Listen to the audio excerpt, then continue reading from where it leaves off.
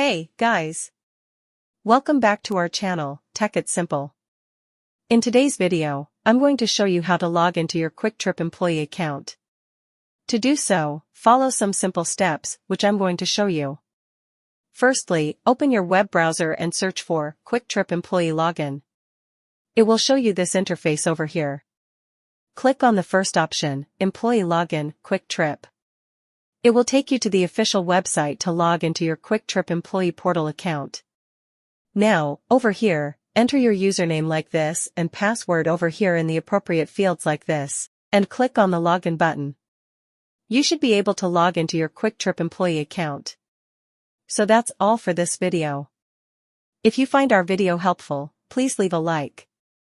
And please do not forget to subscribe to our channel and also hit the bell icon for our latest videos.